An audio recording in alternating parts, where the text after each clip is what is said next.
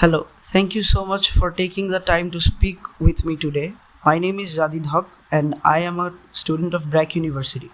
I'm working on a project to document personal experience and memories from the Bangladesh Liberation War of 1971. Before we begin, I would like to ask your consent to record this interview and use your response for my project. If you are comfortable, I'd like to video record our conversation. If at any point you feel uncomfortable would like to stop, please let me know and we can pause or end the interview. Does that seem okay with you? Yes, it's okay. Great. Thank you for your consent. To start, could you please tell me your full name and your age and where you are currently living? My name is Mahbubul Haque. I am 63 years of age and I am living in Kishoreganj, Bangladesh. Thank you, sir. I'd like to also ask you where you were living during the time of Liberation War in 1971. I was living in Kishoreganj during the war of 1971. Got it. Now let's dive into the questions I have for you. Some of these might bring up difficult memories, so please feel free to share as much or as little as you're comfortable with. If you need a break at any point, just let me know. Let's start with the early days of the war. Can you describe what was happening around you during March 25 or 26 to December 16, 1971? March 25, when we got up, we heard that the Pakistani army committed genocide on the Bangladesh Police Academy in Dhaka,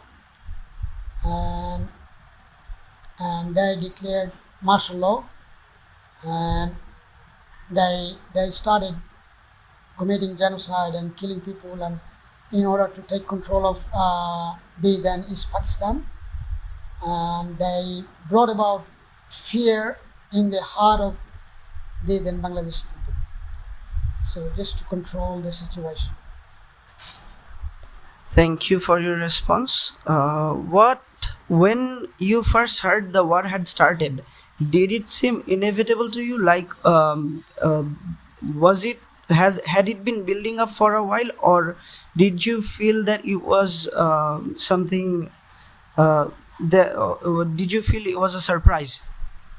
Actually, the war came about as a surprise to me and to all of us in Bangladesh, because the process was the leader back then. There was an election in Pakistan, general election, and he was elected with the majority of vote from East Pakistan. His name was Sheikh Mujib, but the regime in West Pakistan did not want to be ruled by anyone from East Pakistan. So they arrested him and took him to the West, and the Pakistani government sent their army to control the East Pakistani by killing and raping of our women, and thus they committed a genocide against the people of Bangladesh, and that was very unfair, and we felt that we were tortured and oppressed and violated of any human rights. Thank you for sharing that. How did the war affect you? Did you have to move or hide somewhere else? Were you in fear of getting attacked? I'd love to hear if you have any specific recollections of the year. Any events or incidents that stand out in your memory? Please share with me. Actually, we were living a day-to-day life with fear, and we were afraid that we might be attacked or shot at or killed, and there was always the sound of bullet firing sometime in the middle of the night, and we took all of our family took shelter under the bed, and the bullets were flying in front of my home, and also they were the killing of people, and at one stage I witnessed a bullet passing through in front of my front door and hit a palm tree, and the leaf of the palm tree just fell with the bullet. Thank you for sharing those details. Moving to a broader perspective, what is your view on the Bangladesh Liberation War, both back then and now in 2025? Do you think your perspective has changed over the years? If so, why do you think that is? My perspective hasn't changed at all. The war back then, it was necessary to free ourselves from the oppressive regime, because we were unfairly treated and unfairly dealt with, even though we were one nation, one religion, but they unfairly controlled us. They built their infrastructure in the West Pakistan, and they were racist towards us. They were unfair towards us, and even though the previous our leader Sheikh Mujib won the election by majority, they did not let him become the ruler or let him rule the whole of Pakistan. Instead, they arrested him, took him to the West Pakistan, and they committed all this atrocity and the war against the people of Bangladesh, and the people of Bangladesh were helpless against their the atrocity and killings. Yes, the war affected us greatly back then. We were always in fear of our safety and freedom. Yes. Did you support the liberation war at that time, or did you feel neutral about it? Could you please share why you felt that way or why you didn't? Back then I was a student of year 5. I was very young, like 19 years old. But I supported the liberation war, and a lot of people from my grandfather's village, like the young people, those who are over 18, they went to India to the freedom fighters training, and after completing the training, they came to Bangladesh to fight against the Pakistani army. And at that time, every now and then, because we were living in Kishoreganj, and them freedom fighters from our villages, used to come and visit us in our home in Kishoreganj district, and we used to like serve them meal, and they used to leave their small weapons hidden in my home, and they used to go around checking or gathering information about the Pakistani army, and we were helping the liberation, the freedom fighters of Bangladesh this way. Thank you so much for your honesty. I would like to ask you if you or anyone close to you had directly participated in the liberation war, perhaps a freedom fighter, for example. If so, how did they get involved, and what was the experience for them or for you? Okay, as I mentioned before, I was only a year 5 student, so I wasn't old enough to join the actual freedom fighters or liberation army. But we have several first cousin, second cousin who joined this freedom fighters. They went to India and got trained, and they were working as freedom fighters, like fighting the war against the Pakistani army, and we had full support of them, and we felt very proud that yes, our brothers, my brothers, went and joined this cause of freeing us, which is a great honor and pride for us. Thank you for sharing them. Do you have any specific stories from the war that you still remember vividly? And would you like to share them with the new generation to help them understand what it was like? Yes, I have lots of memories, but I'd like to mention a few. One day in the middle of the night, we heard like heavy sound of heavy firing, and so we were scared, and we all of us went under the bed to shelter. And at one stage, I was standing in front of the front door, and I saw a bullet flying just maybe 5 meters in front of me, and hit a palm tree, and the leaf of the palm tree just fell from the bullet on the ground, and I actually almost saw the bullet passing in front of me from 5 meters away. And another day, the Pakistani fighter bomber flew over Kishorganj in the middle of the day, and the freedom fighters were positioned on one of the roof of one of the school, namely Azimuddin School. They had anti-aircraft gun, but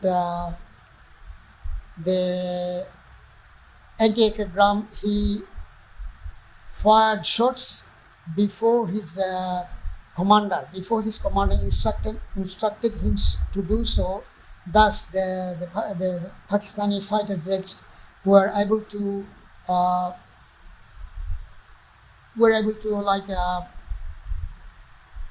flew away, like they escaped the ground attack and flew away. And at that time, I was also standing on the front door of my home, and we saw like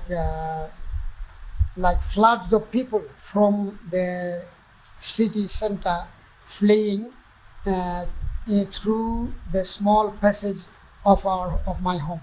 There were floods of people fleeing the city, fear of the attack, and that was another memory. Yes. Thank you for sharing them. Let's talk about the end of the war now. What did it feel like when you heard the war ended in December 1971? And what was the initial situation like in your area after the war? What challenges or changes did you see in post-war Bangladesh?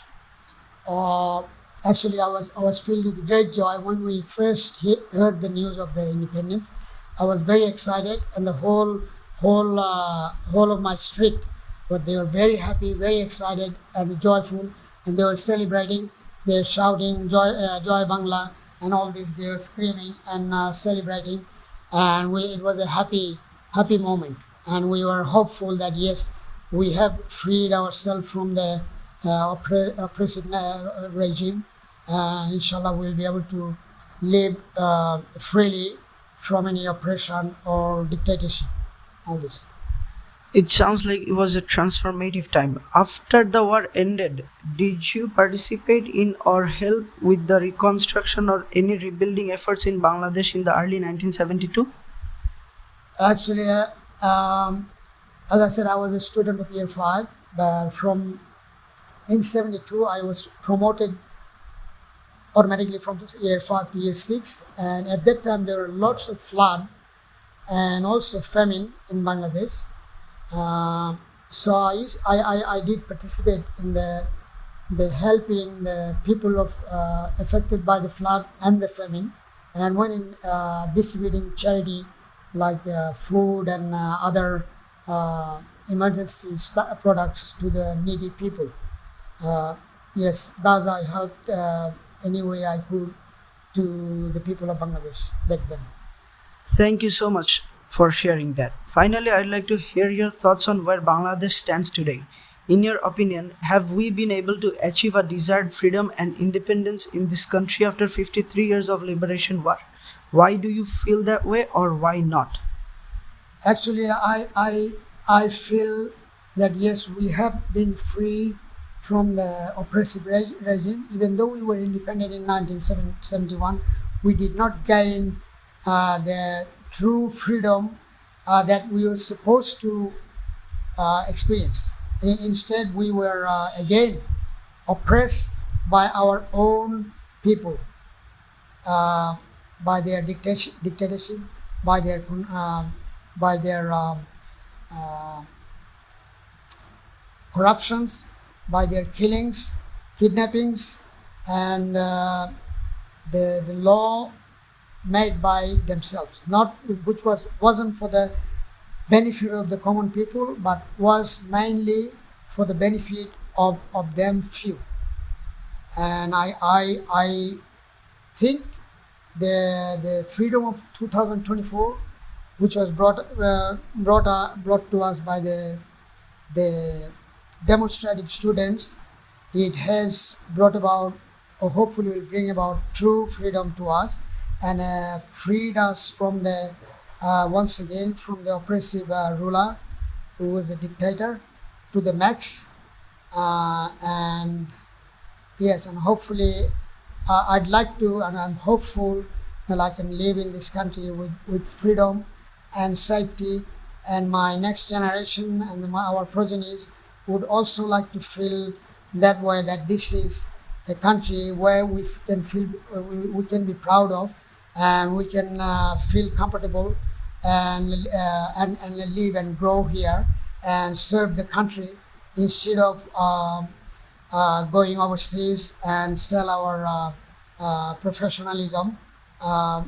So I am hopeful that one day, inshallah, this country will be livable for us and our next generations.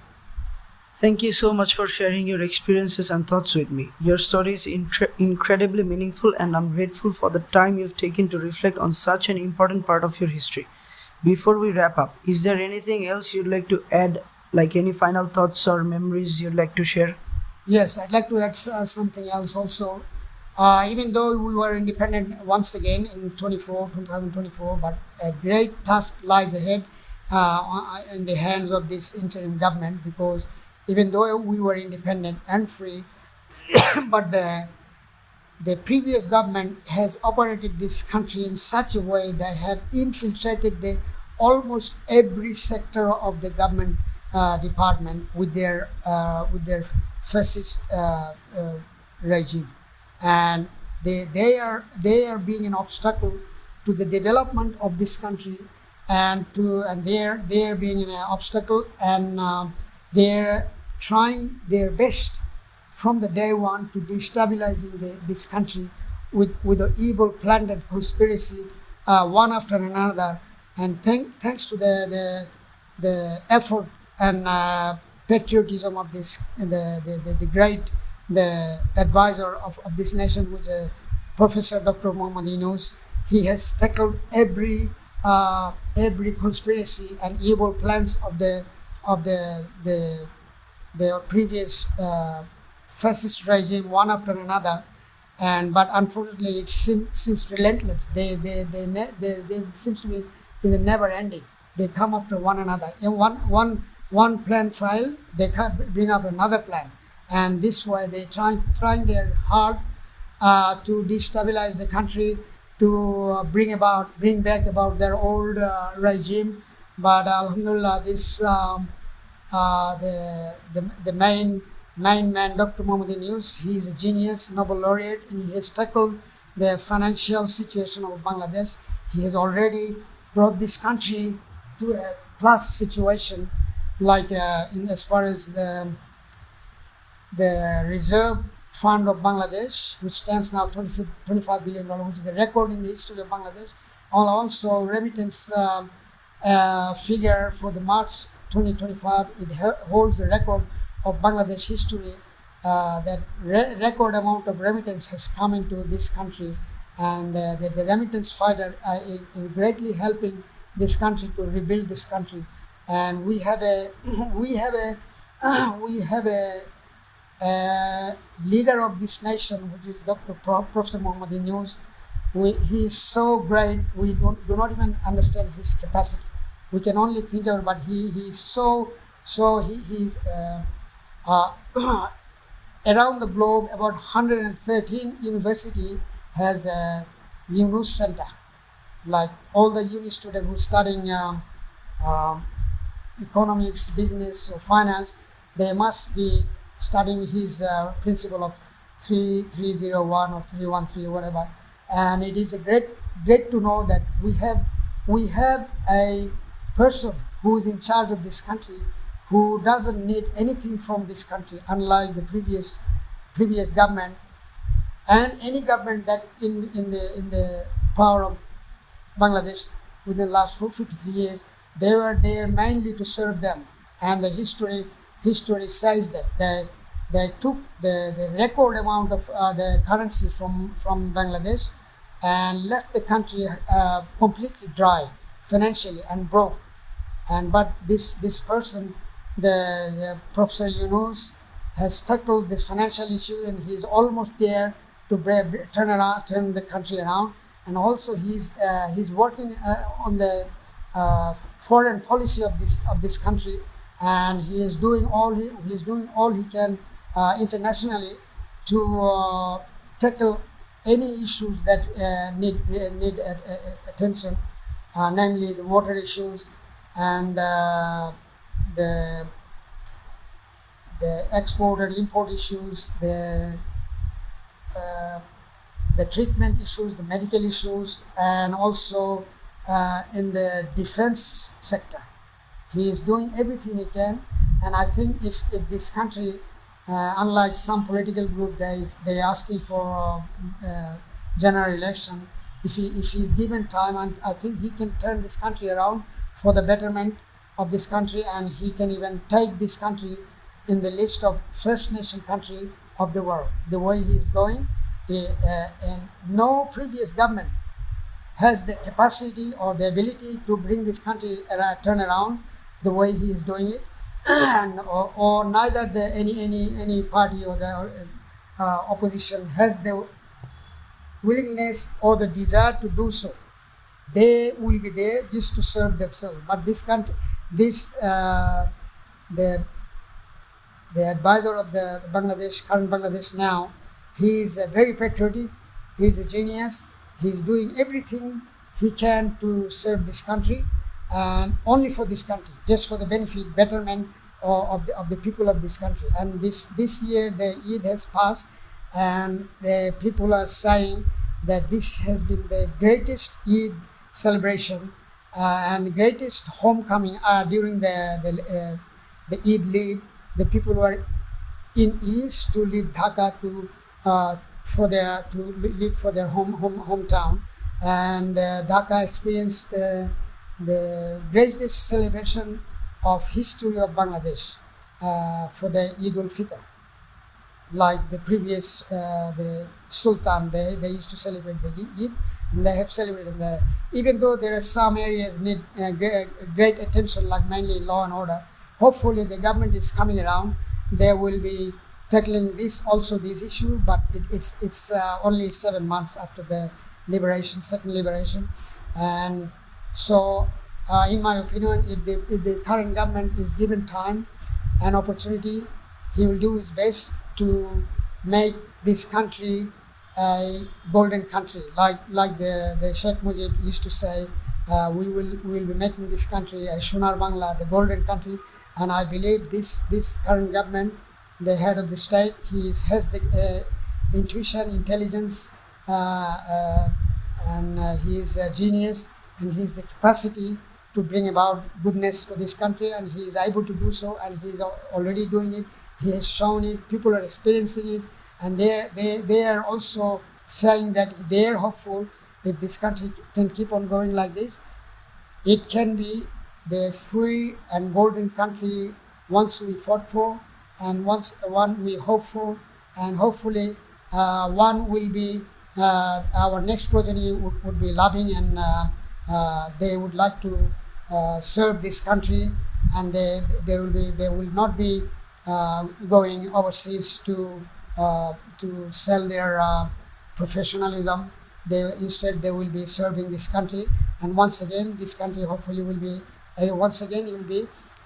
peaceful and prosperous to live with. And I am very hopeful, inshallah, one day we'll get there. I'd like to add a few more words in supporting of the current of Bangladesh now.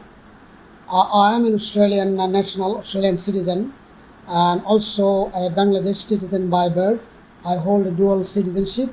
I can live anywhere in this either of this country, but I am that hopeful, and I believe the freedom in 2024, which was brought up onto us by the the demonstrating student and the civilians, it will be once again like a golden and safe country to live in, and also a prosperous country to live in, and that's why I have decided to move in Bangladesh permanently and live here until I die. And I am also hopeful that the country will be a golden country that was promised to us by the people who brought the freedom in 1971, and also the people who brought the freedom in 2024. And hopefully the current ruling government will be able to bring those changes for good, and he will be able to rectify all the fascist regime in every government sector of Bangladesh. And once again, this country will be livable, and there will be no brain drain from this country. There will be people who will not be going overseas to earn foreign remittance. Instead, the foreign people will be coming to Bangladesh to work here, as promised by the Professor Dr. Muhammad Yunus, and the country is heading that way. He has shown excellent example already, and also he has planned enormous plans that is beneficial for this country as far as foreign policy and economical development and safety and law and order in this country. So once again, I am hopeful, and that's why I have moved from Australia to live in Bangladesh permanently. And I hope my children will also be interested to live in this country and serve this country, and this country will be once again a peaceful, safe, and prosperous country to live in. Thank you again for your generosity. I'll make sure the story is handled with the respect and care it deserves. I'll stop the recording now. Thank you once again for your time and sharing such a significant part of your life with me. I truly appreciate it. You are welcome.